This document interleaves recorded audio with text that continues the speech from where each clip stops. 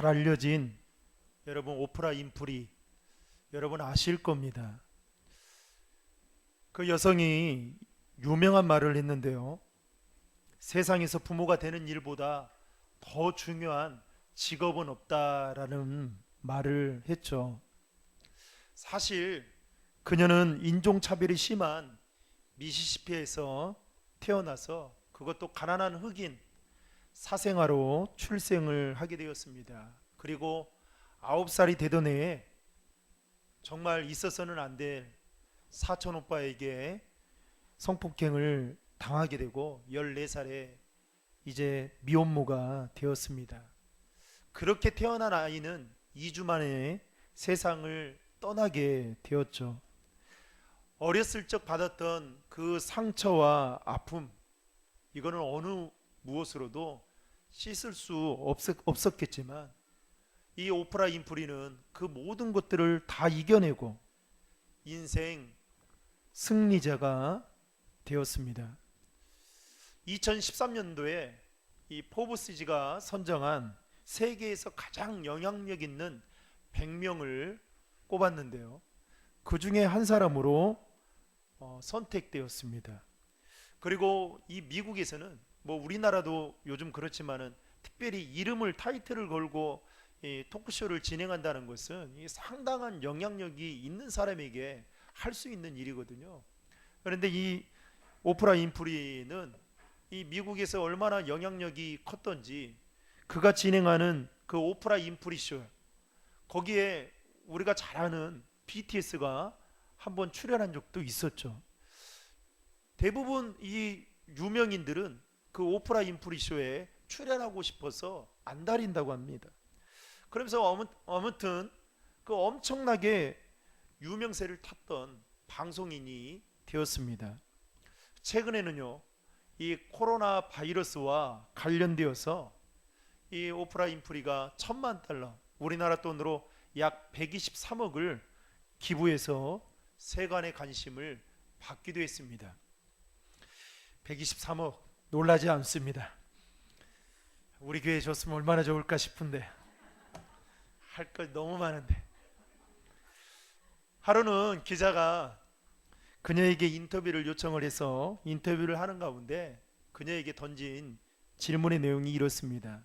당신은 어려운 환경 속에서도 이렇게 성공할 수 있었던 성공 배경이 무엇입니까? 라는 기자의 질문에 그녀는 이렇게 대답했습니다. 애할머니의 성경 암송 교육과 아버지의 독서 교육 때문에 성공할 수 있었습니다. 라고 답했다고 합니다. 여러분, 오프라 윈프리의 인생을 보더라도 자녀에 대한 부모의 교육이 얼마나 중요한지를 우리에게 말해주고 있지 않나 그렇게 생각해 보게 됩니다. 오늘은 5월 첫째 주일이자 그리고 어린이 주일로 또 우리 교회는 온 가족 예배로 지금 드리고 있습니다. 특별히 하나님께서 부모인 우리에게 부여해 주신 책임 중에 하나가 있다면 그것은 바로 우리 자녀들을 말씀과 기도로 잘 양육해서 성장하도록 하기 위해서 하나님이 우리에게 청지기로서 우리 자녀들을 맡겨주지 않았나 이렇게 생각해 보게 됩니다. 여러분, 감리교회의 창시자인 존 웨슬레가 이런 말을 했는데요. 우리가 장차 주님 앞에 서게 될 때에 분명 3가지의 질문을 받게 될 것이다 라고 말을 하면서 첫 번째는 하나님이 우리에게 주신 시간을 어떻게 썼느냐에 대해 분명히 질문을 받게 될 것이다. 두 번째는 하나님이 우리에게 주신 그 물질에 대해서 우리가 어떻게 썼느냐에 대해서 질문을 받게 될 것이다. 그리고 마지막 3번째는 하나님이 우리에게 맡겨주신 자녀들을 어떻게 양육하고 키웠느냐에 대한 질문을 받게 될 것이다. 이렇게 말을 했다고 합니다. 여러분, 존 웨슬리의 말처럼 여러분이 주님 앞에 서게 될 때에 주님께서 우리에게 3가지의 질문, 하나님이 우리에게 주신 시간과 물질을 어떻게 썼으며 우리에게 잠시 잠깐 동안 맡겨주신 자녀들을 어떻게 키웠냐고, 양육했냐고 여러분에게 물으실 때에 여러분은 어떻게 대답하시겠습니까? 우리는 이 세 가지 질문에 대한 분명한 대답을 반드시 해야 될 것입니다. 여러분, 이 세상의 모든 부모라면 자녀들을 다 훌륭하게 키우고 싶고 또 자녀들이 다 잘 되기를 원하는 것은 인지상정일 것입니다. 그러나 여러분, 마음 먹는 대로 생각한 대로 자녀들을 양육한다는 거 너무나도 어렵다는 거 우리는 삶을 살아가면서 체득하며 살아갑니다. 마치 자녀를 양육하고 자녀를 교육하는 것이 여러분 수학 공식과 같으면 얼마나 좋겠습니까? 수학 공식은 문제가 풀리지 않을 때 대입하면 모든 문제가 풀리잖아요. 그런 것처럼 우리 자녀들이 격길로 나아갈 때에 이 공식과 같은 대입들을 시키면, 그래서 자녀들이 격길에서 다시 하나님 앞에 올바른 길로 오게 된다면 여러분 얼마나 좋겠습니까? 그리고 내가 생각한 대로 자녀들이 내 방식대로 잘 따라와 준다면 여러분 얼마나 좋겠습니까? 그런데 문제는 우리의 생각과 마음대로 자녀들이 움직여 주질 않는다는 것입니다. 아니, 내 생각과 마음대로 자녀들이 따라주지 않는다는 것입니다. 저도 세 자녀가 있지만 제 마음대로 잘 되질 않아요. 그래서 기도합니다. 하나님, 우리 아이들의 마음을 만져달라고 기도하죠. 특별히 자녀들 교육에 있어서는 여러분 더더욱 그런 것 같습니다. 여러분, 자녀들이 어떻게 하든 부모의 마음에 듭니까? 한번 물어보겠습니다. 부모의 마음에 들던가요? 저는 그 마음이 사장의 마음인 것 같아요. 이 직원들이 아무리 열심히 일을 해도 어떻게 해요? 사장의 마음에는 잘 들지 않거든요. 그런데 우리 자녀들이 마찬가지이지 않나 생각해 보게 됩니다. 아무리 뭘 해도 마음에 안 드는 거예요. 여러분, 지금 우리나라가 사교육비가 세계 1위답니다. 그만큼 부모들이 자녀들 교육에 열을 올리고 있죠. 그래서 어떻게 해요? 어떻게든지 좋은 학군에 아이들을 보내려고 그 아이들 교육 때문에 집을 이사 가기도 하고 줄이기도 하고 그렇게 열을 올리고 있지 않습니까? 그러다 보니까 우리나라를 일컬어서 과외공화국이다 이렇게 부르기도 합니다.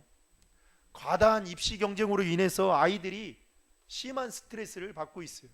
저는 온라인으로 지금 아이들이 수업을 듣고 있잖아요. 그랬더니 이 아이들이 그 수업을 받기 싫어가지고 동영상을 틀으면 1.5배, 1.7배로 돌린답니다. 그런데 그게 다 들통이 나서 그 학생들 다시 볼 수 있도록 하고 있다는 거죠. 그러다 보니까 아이들이 이 과도한 입시 경쟁으로 인해서 늘 시달리다 보니까 어떻게 해요? 뭔가 열심히 분주하게 움직이며 사는 것 같은데 꿈이 없어요. 그러다 보니까 아이들이 우리나라의 자살률이 여러분 세계 1위라는 거, 이거는 언제부턴가 계속 유지되고 있습니다. 불명예인 거죠. 또 그런 경쟁 속에서 우리 아이들이 숨 막히며 허덕이며 하루하루를 여러분 보내고 있습니다. 그러다 보니까 이거에 지친 부모들은 어떻게 해요?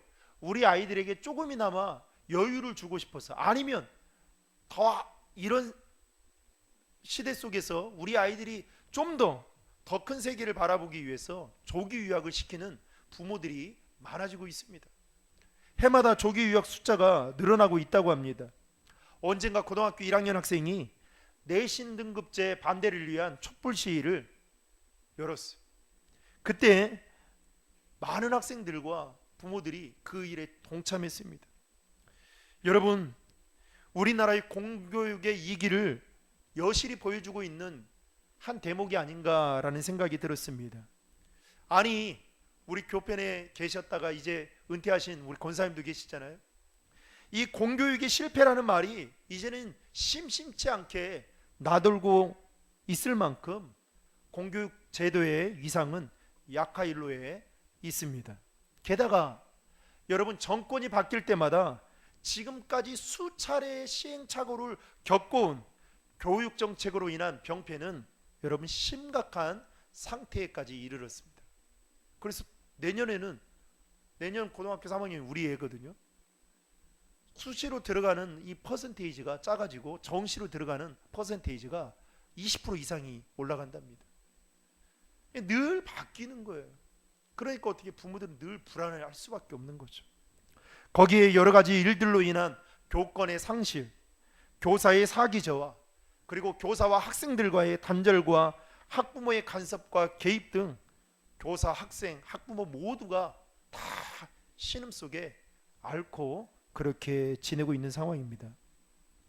그럼에도 불구하고 여러분, 부모들은 지나칠 정도로 자녀들을 교육시키려고 하는 이유가 여러분 무엇 때문일까요? 우리 아이들이 교육을 잘 받으면 공부를 잘할 수 있다라는 생각을 합니다. 공부를 잘하게 되면 취직도 쉽게 할 수 있고, 또 취직을 하는 데 있어서도 좀 더 넓게 좋은 곳에 할 수 있다라고 생각을 하고, 그래서 취직이 잘 되면 어떻게 해요? 먹고 사는 것도 그나마 보장이 될 수 있다라는 그 생각 때문에 부모들은 자녀 교육에 열을 올리고 있습니다. 여러분, 이러한 사고들은요, 단순히 세상에서만 일어나는 것이 아니라 이제는 교회 안까지 깊숙이 들어온 상황입니다. 그래서 예수를 믿는 부모들 중에도 신앙교육보다 일반 교육을 중요시 여기는 분들이 있습니다. 그래서 그런 교회들을 찾아가는 부모들이 있어요. 정보를 얻기 위해서. 그리고 교회도 그것을 빌미 삼아 또 전도 활동을 하기도 합니다. 여러분, 신앙교육이 조금 부족해도 일반 교육으로 충분히 메꿀 수 있다라는 이 생각을 예수를 믿는 부모들 가운데에도 덜어 가지고 있다라는 것입니다. 그래서요, 시험 기간이 되면 중간고사, 기말고사 기간이 되면 앞뒤로 한 주나 두 주 정도는 어떻게 해요? 교회 학교 출석 숫자가 전멸될 때가 많습니다. 그리고 수험생인 중3과 고3 때가 되면 진학 때문이라도 한 해는 교회를 걸러도 된다, 이렇게 말을 하는 부모도 더러 있다는 것입니다. 이러한 사고들 때문인지 몰라도 오늘날 신앙교육이 입시 위주의 일반 교육에 밀려서 소홀히 취급되는, 그래서요, 가르치려고 해도 아이들이 바빠가지고 시간을 못 내는 거예요. 그래서 사역자들이 애를 먹습니다. 여러분, 우리 교단의 총회 교육부 발표 자료에 따르면요, 10년 동안 주일학교 학생들이 무려 30%나 감소가 되었다고 합니다. 언젠가 제 친구 목사 중에 고등학교 교목으로 지금 10년 훨씬 넘게 근무하고 있는 친구가 있어요. 그래서 그 친구를 만나가지고 이런저런 이야기를 듣다가 말을 들었는데 정말 깜짝 놀랄 이야기를 들었습니다. 여러분, 불과 10년 전만 해도요, 이 학생기록부 그 카드란에 보면 자신의 종교를 적는 란이 있습니다. 기독교인지 불교인지 천주교인지 아니면 무교인지 이렇게 적는 란이 있어요. 그런데 10년 전까지만 해도 기독교나 천주교를 적는 학생들이 무려 70%가 됐다고 합니다. 그런데 10년이 지난 지금 종교란에 기독교를 적는 학생이 여러분 한 반에 5명 남짓밖에 되지 않는다고 합니다. 이것은요, 청소년 청년부 가면 더 심각하다고 합니다. 그래서 여러분, 청소년 청년 복음화율이 5%도 채 안 된다고 합니다. 그러니까 완전히 미전도 종족이에요. 이 심각한 상태입니다, 진짜. 그런데 그나마 5명 정도가 그 자신의 종교란에 기독교를 적고 있는데, 그 5명 중에 주일에 꾸준히 교회를 출석하는 사람은 고작 한두 명에 불과하다는 이야기를 들었습니다. 그러니까 10명이면 한두 명 교회 나온다, 그 이야기입니다. 그러면서 친구 목사가 하는 말이, 내가 미션 스쿨의 교목인데도 불구하고 아이들을 성경을 가르쳐 보니 아이들의 신앙이 절벽인데 해가 가면 갈수록 소망이 없다라는 생각이 든다는 거예요. 해가 갈수록 아이들의 신앙 좋은 아이들이 찾아보기 힘들 정도로 정말 신앙이 절벽인 아이들이 너무나도 많다라는 이야기를 제가 듣게 되었습니다. 그런데 여러분, 이 문제는 지금 우리가 살고 있는 이 시대의 문제만이 아니었습니다. 이스라엘 역사 가운데에도 있었습니다.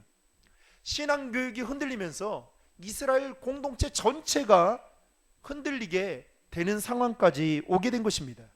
오늘 본문이 바로 그런 사실들을 잘 보여주고 있는 내용의 말씀인데요, 오늘 말씀은 이런 겁니다. 이스라엘의 지도자였던 모세가 이제 죽게 되죠. 그 다음으로 여호수아가 두 번째 지도자가 됩니다. 그러면서 여호수아가 이스라엘 백성들을 이제 하나님이 약속하신 가나안 땅으로 인도하는 과정 속에서 그는 어떻게 해요? 110세라는 일기로 세상을 떠나게 됩니다. 그러면서 이스라엘의 국군이 완전히 이제 기울이게 되는, 쇠하게 되는 그 형국을 맞이하게 됩니다. 여러분, 지도자가 흔들리면, 죽으면 나라 전체가 흔들리는 경우들이 있잖아요. 그런 기로에 놓여져 있을 때 오늘 본문 7절 말씀을 보시면 여호수아와 동시대를 살던 이스라엘의 형편이 어떠했는지를 잘 보여주고 있는데요, 7절 말씀을 우리 같이 한번 읽겠습니다. 백성들은 여호수아가 살아있는 동안, 그리고 여호수아 이후까지 살았던 장로들이 살아있는 동안 여호와를 섬겼습니다. 장로들은 여호와께서 이스라엘을 위해 행하신 모든 위대한 일들을 본 사람들이었습니다. 아멘. 여기서 말하는 여호와께서 이스라엘을 위해 행하신 모든 위대한 일들은 무엇을 말하냐면, 이스라엘 백성들이 출애굽하죠. 출애굽할 때 어떻게 해요? 10가지의 재앙을 체험하잖아요. 그리고 40년의 광야 생활을 통해서 구름기둥과 불기둥, 만나와 메추라기를 하나님께서 때에 따라서 먹이시는 그 일들을 경험하게 됩니다. 그러면서 홍해바다를 건너기도 하고 놀라운 기적들을 체험하죠. 그리고 가나안 정복전쟁을 통해서 이제 그 전복전쟁을 통해서 하나님이 일하시고 역사하시는 것들을 두 눈으로 목도하게 됩니다. 그것을 말하는 겁니다. 그러면서 그들은 어떻게 해요? 그 놀라운 기적과 역사들을 경험하면서 여호수아와 함께 동시대를 살았던 사람들은 여호와를 너무나도 잘 섬겼다는 겁니다. 그런데 문제는 그 이후에 다음 세대들이었습니다. 성경은 그 시대를 사사시대라고 그렇게 부르기도 하죠. 여호수아 세대 사람들은 자녀들의 신앙교육에 실패한 나머지 다음 세대가 이전 세대들과는 전혀 다른 하나님을 알지 못하는 세대가 되었다. 오늘 성경은 그렇게 말하고 있습니다. 그래서 여러분, 본문 10절 말씀을 그것을 입증하고 있는데요, 10절 말씀 우리 같이 한번 읽겠습니다. 그 세대가 모두 조상 곁으로 돌아갔고 그들을 뒤이어 여호와를 모르고 여호와께서 이스라엘을 위해 행하신 일도 전혀 모르는 다른 세대가 자라났습니다. 여호수아와 동시대를 살았던 사람들은 하나님의 기적과 역사를 체험하면서 하나님을 잘 섬겼습니다. 그런데 그들이 죽고 난 이후에 어떻게 해요? 전혀 하나님을 알지 못하는 또 다른 세대가 나타났다는 것입니다. 여러분, 사사시대는 여호수아가 죽고 난 이후부터 사울이 왕으로 등극하기 전까지 무려 340년 동안 이어졌습니다. 여러분, 사사기는 자기의 소견대로 살았던 시대 아닙니까? 그러니까 말씀이 기준이 아니라 자기의 생각과 자기의 감정과 그런 것들이 자기의 가치관이 기준이 되어 삶을 살아갔던 그 시대가 무려 340년이었습니다. 성경학자들은 400년까지 내다보는 성경학자들도 있죠. 그러다 보니까 여러분, 당시 사사시대는 영적으로나 또 도덕적으로나 정치적으로나 또 사회적으로나 너무나 암담해서 그 시대를 뭐라고 불렀냐면 암흑시대다, 암흑시대다, 그렇게 부르기도 했죠. 여러분, 사사시대의 모습, 그 사람들의 모습의 삶은 사이클은 이랬습니다. 이스라엘 백성들이요, 하나님 앞에 죄악을 저지릅니다. 그러면 하나님께서 그 죄악에 따른 대가로 징벌을 내리시죠. 그러면 그들이 그 징벌을 받고 어떻게 해요?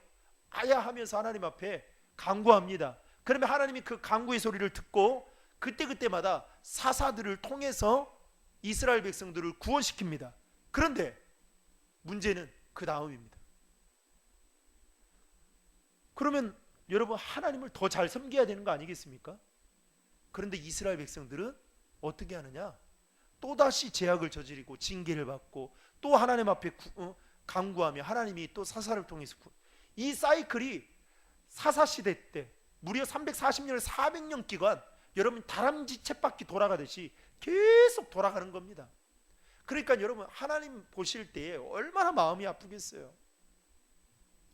특별히 여러분, 우린 이렇게 질문해 볼 수 있는 거죠. 그렇다면 왜 그들이 그랬을까?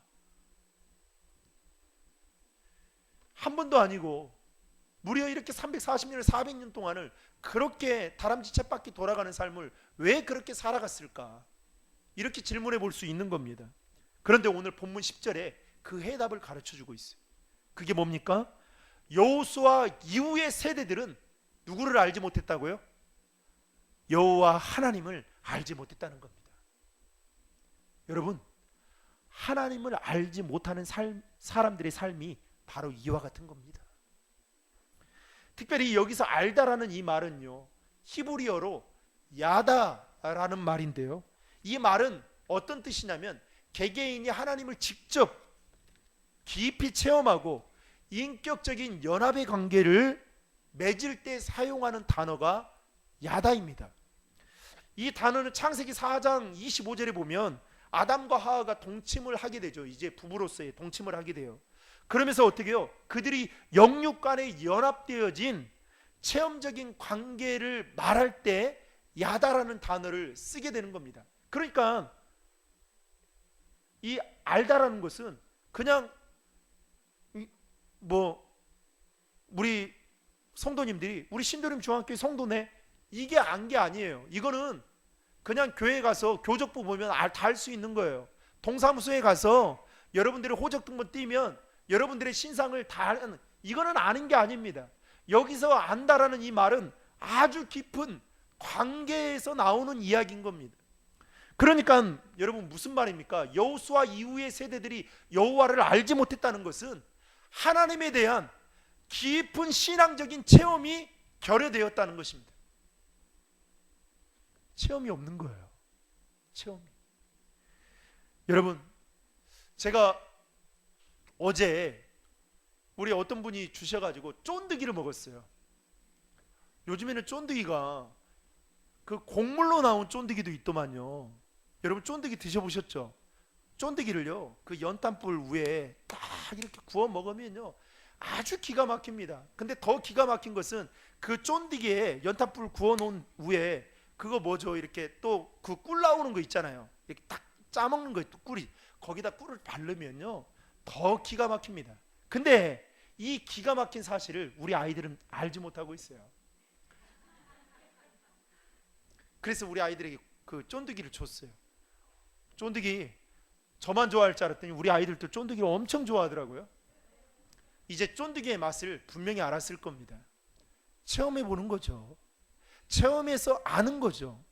아무리 말한들 여러분 알 수 있겠습니까? 어찌됐든 간에 여호수아 이후의 세대들은 조상들에게 그리고 자신의 부모들에게 하나님에 대해서, 우리 하나님이 출애굽하는 과정 속에서 또 광야 40년 생활 속에서 가나안 정복 전쟁을 통해서 우리에게 부어주신 은혜가 너무나도 많다라는 이야기를 듣기는 했지만, 들어서 알고는 있지만, 정작 그들 삶 속에서는 그 하나님을 자녀들이 직접 만나거나 경험하지 못했다는 것입니다. 여러분, 아무리 이론적으로 또 지식적으로 성경을 잘 안다고 할지라도요, 살아계신 하나님의 일하심과 역사하심을 여러분 체험하지 못하면 그 신앙은 꾸준할 수가 없습니다. 다시 말하면 그 신앙이 어느 순간부터 알맹이가 빠진 껍데기밖에 남는 신앙이 될 수밖에 없다는 겁니다. 그래서 여러분, 신앙생활을 정말 하나님 보시기에 기뻐하게 하려면 여러분 안에, 여러분들 안에 하나님과의 깊은 관계를 통해서 특별한 경험들이 있어야 돼요. 예배를 통해서도요, 하나님의 임재하심을 경험해야 되고, 기도를 통해서도 기도의 능력을 맛봐야 되고. 아멘이시죠? 요즘 코로나19 때문에 교회가 지금 몸살을 앓고 있습니다. 저는 코로나19 이전과 이후의 교회의 모습은 정말 많이 바뀔 거라 이렇게 예상해 봅니다. 정말 감사한 것은 우리 교회 교인들은 거기에 요동하지 않는다는 거예요. 그런데 아무리 지금 교회가 큰 교회도요, 온라인, 오프라인 지금 다 열었습니다. 저는 뭐 오프라인만 열면 되지 않는가라는 생각을 하는데, 큰 교회가 불안에 떨고 있어요. 왜 그런지 아세요? 오프라인을 열었는데도 불구하고 사람들이 안 오는 겁니다. 교회 학교는요, 전멸입니다. 교회 학교는 열었는데도 부모들이 보내질 않아요. 여러분, 그러면서 우리가 2달의 시간 동안 얼마나 편하게 신앙생활을 했습니까? 그렇죠? 목사인 저도요, 2달 동안 새벽 예배 안 나오니까 정말 살만 나대요. 지난 한 주간은 새벽 예배 하면서 왜 이리 힘든지, 저는 몸살을 앓았습니다. 응? 진짜요.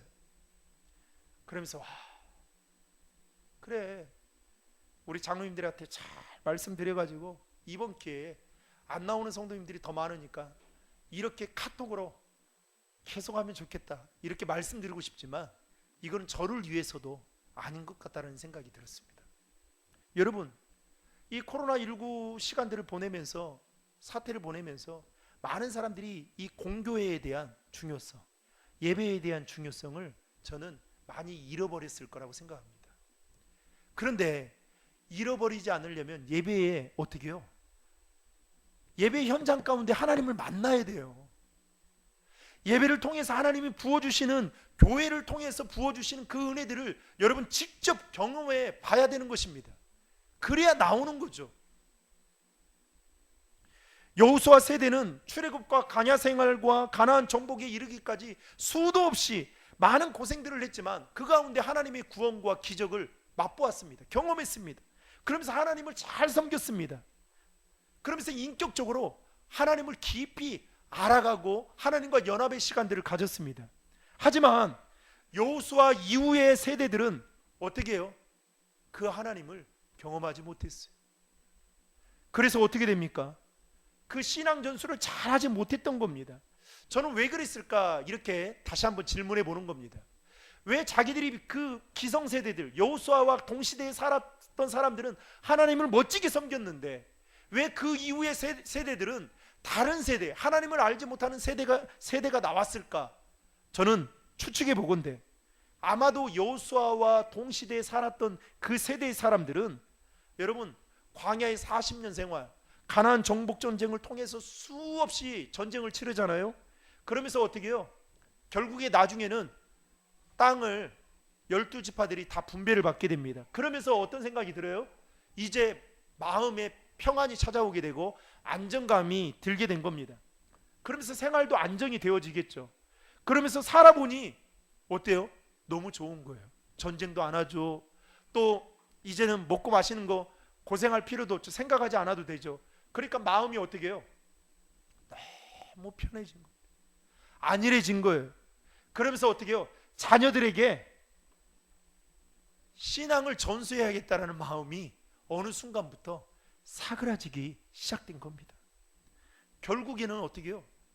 자녀들에게, 다음 세대들에게 신앙을 잘 전수하지 못했던 것입니다. 따라서 여호수아 이후의 다음 세대들은 하나님을 지식적으로는 알고 있었을지 모르겠지만 개인적인 신앙이 결여된 나머지 그들은 하나님을 따르지 않았던 겁니다. 그래서 여러분, 여호수아 이후의 세대들을 가리켜서 다음 세대라고 말하지 않고 뭐라고 오늘 성경은 말하냐면 different generation, 다른 세대, 이렇게 말하고 있습니다. 그러니까 종자가, 여러분 개도 종자가 있잖아요. 그죠? 다른 종자가 나온 거예요, 갑자기. 여러분, 다른 종자가 나오면 어떻게 해요? 개값이 떨어집니다. 이상한 지금 종자가 나온 겁니다. 지금 영적으로 보면 사사기 2장 13절에 보면요, 이 여호수아 이후에 다른 세대들의 삶에 대해서 뭐라고 이야기를 하냐면 이렇게 말합니다. 그들은 여호와를 버리고 바알과 아스다롯을 섬겼습니다. 그러니까 하나님이 그 모습을 보게 된 거예요. 여러분, 진짜 놀랍지 않습니까?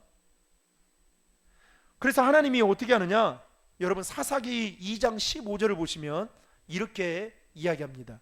이스라엘이 싸우러 나갈 때면 여호와께서 그들에게 말씀하시고 맹세하신 대로 여호와의 손으로 그들에게 재앙을 내리셨습니다. 이로 인해 그들은 무척 괴로웠습니다. 그들이 가는 곳곳마다요, 하나님이 뭘 내린다고요? 축복이 아닌 뭘요?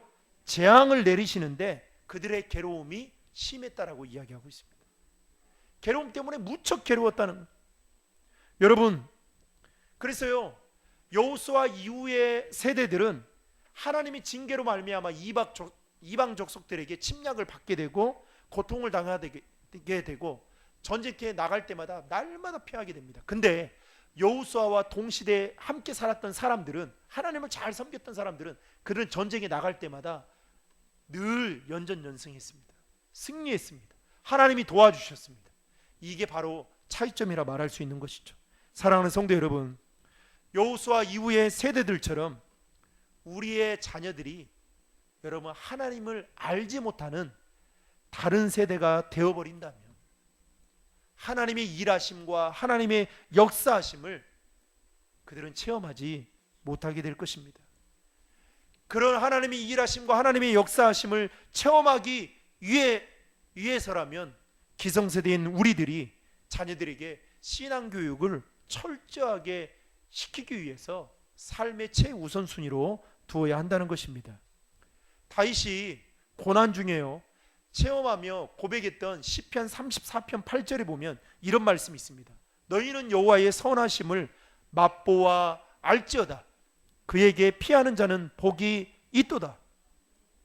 여러분, 기성세대들은요 이미 하나님의 선하심을 다 맛본 사람들이에요. 대부분 산기도 다녔죠.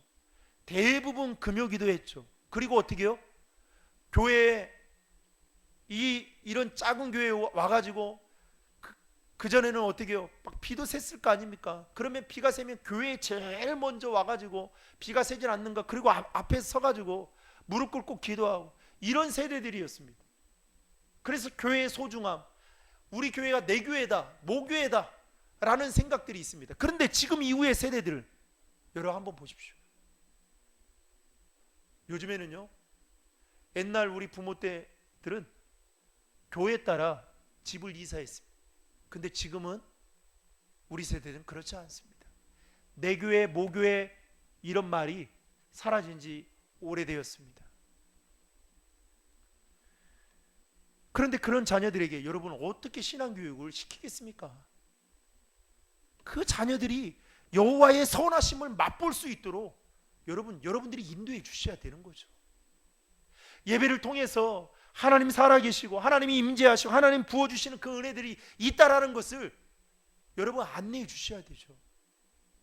에베소 6장 4절에 보면요 이런 말씀이 있습니다. 또 아비들아 너희 자녀를 노엽게 하지 말고 오직 주의 교훈과 훈계로 양육하라. 이게 무슨 말이냐면 하나님의 말씀이 성경으로 교육하라는 겁니다. 일반 교육보다 더 중요한 게 있다라는 거예요. 여러분, 부모는 하나님의 말씀을 삶의 푯대와 기준으로 삼고 가르쳐야 될 막중한 사명이 있습니다. 믿음으로 삶을 살아가는 크리스찬의 삶의 모습을 보여줘야 할 사명이 있다라는 것입니다. 여러분, 부모는 자식에게 있어서 거울과 같은 존재예요. 그래서 자녀들이요, 그대로 보고 따라합니다. 저도 우리 아이들이 막내 아이가요, 이 기도할 때 보면 깜짝깜짝 놀래요. 제가 가르쳐 준 적이 한 번도 없거든요. 이렇게 기도해라, 이게 기도의 정석이다 라는 말을 한 적이 없는데, 기회 되고 잠잘 때마다 기도해 준 그 기도 그대로 토시 하나 틀리지 않고 기도를 하더라는 겁니다. 하나님, 신도림 중앙교회 사람 많이 오게 해주세요. 부흥되게 해주세요. 우리 아빠 설교 잘하게 해주세요. 언젠가는 진짜 녹음하고 싶더라고요. 앵무새처럼 한 번도 틀리지 않고 똑같이 합니다. 여러분, 자녀들은 부모의 모습을 발 뒤꿈치까지 보고 닮습니다. 여호수아와 그 동시대 사람들은 하나님을 경외하고 섬기는 일은 잘했지만 자녀들과 그 이후의 세대들에게 신앙을 전수하는 일만큼은 우선순위로 두지 못한 나머지, 여러분, 그 이후의 세대들은 하나님을 전혀 알지 못하는 다른 세대가 되어버리고 말았습니다. 사랑하는 성도 여러분, 누가 뭐라 해도 어린이는 우리 교회의 미래이자 다음 세대의 주역들입니다. 어찌 보면 한 교회와 한 나라의 흥망성쇠는 여러분 어린아이들에게 달려있다라고 해도 저는 과언이 아니다고 생각합니다. 그렇다고 본다면 우리는 지금보다 더 좋은 가정, 더 좋은 교회, 더 좋은 나라를 만들기 위해서라면 우리 자녀들을 여러분 말씀과 기도로 바르게 양육해야 할 필요가 있다라는 것입니다. 사랑하는 성도 여러분, 바라건대 기성세대인 우리들이 하나님께서 맡겨주신 우리 자녀들을 신앙교육 시키는 일을 여러분 삶의 최우선순위로 둘 수 있기를 주의 이름 축복합니다. 여러분, 자녀들 잘해 주십시오. 그러나 자녀들 신앙교육 시키는 것만큼은 여러분 치열하게 싸워야 돼요. 성경에 보면 너희 자녀를 위해서 울라고 말하잖아요. 여러분, 우리 자녀들이 신앙교육 하지 않는, 신앙생활을 열심히 하지 않는 것에 대해서 여러분 진짜 얼마나 애타게 울어보셨습니까? 어떻게 하나님을 경외해야 하는지, 어떻게 교회를 섬겨야 되는지, 그리고 어떻게 하나님을 믿고 따라야 되는지를 여러분 보여주셔야 우리 아이들이 그것을 보고 여러분 따르지 않겠습니까? 안 보여주면서 뭘 아이들이 신앙으로 바르게 자라기를, 믿음의 배우자를 만나기를 여러분 뭘 원하십니까? 여러분, 저도 이렇게 지금 말하고 있지만 두려워요. 왜 두려운지 아세요? 장담할 수 없기 때문에 그렇습니다. 자녀를 장담할 수 없어요. 내 힘대로 되지 않기 때문에 그렇습니다. 그런데 여러분, 한 가지 확실한 게 하나 있습니다. 저와 여러분들이 이전에 만났던 그 하나님, 뜨겁게 하나님을 사랑했던 그 마음이 여러분 변하지 않는다면, 그래서 우리가 바로 하나님을 섬기고 경외한다면 여러분 그 모습을 우리 자녀들이 보고 저는 그 믿음의 길을 걸어갈 수 있다는 확신이 있습니다. 내가 확신이 없는데 어떻게 우리 아이들이 확신을 갖고 따라갈 수 있냐라는 거죠. 그래서 여러분, 우리 자녀들이 하나님을 알지 못하는 다른 세대가 되지 않도록 기성세대인 우리 부모들이 그 믿음의 길을 잘 걸어가야 되는 것입니다. 여러분, 말만 다음 세대요? 표만 다음 세대요? 여러분, 하나님을 알지 못하면 다음 세대가 아니라 다른 세대가 될 것입니다. 우리 아이들이 살아가는 이 시대는요, 여러분, 저는 눈만 감으면 우리 아이들이 너무너무 불쌍해요. 왜냐하면 아이들이 정말 자유롭게 신앙생활을 할 수 있을까? 그리고 이렇게 영적으로 혼탁한 이 시대에 자기 믿음을 잘 가지고 이 땅을 어떻게 잘 살아갈 수 있을까? 생각해 보면 여러분 보세요. 동성애 문제부터 시작해가지고 얼마나 얼마나 세상의 가치관들이 교회 안에 침투되어져서 우리 아이들이 영적 분별력 없이 살아가는 아이들이 얼마나 많습니까? 이러한 때에 우리가 깨어서, 어린이 주일이니까 뭐 선물 하나 주고 이게 중요한 게 아니단 말이죠. 우리가 깨어서 우리가 믿고 있는 그 하나님을 아이들에게 잘 보여주는 거, 그리고 내가 가지고 있는 그 믿음과 신앙을 아이들에게 잘 전수하는 거, 그래서 하나님을 믿는 것은 이런 거다 라고 여러분 정답처럼 보여줄 수 있는 그런 믿음의 사람들이 우리 안에 많아지기를 주의 이름 축복합니다. 사랑하는 성도 여러분, 우리 자녀들 가운데 하나님을 알지 못하는 다른 세대가 아닌 하나님을 잘 섬기는 믿음의 세대, 기적의 세대, 그리고 날마다 하나님의 은혜와 기적을 경험하는 그런 믿음의 사람들이 우리 교회 안에 많아질 수 있기를 주님의 이름으로 축복합니다.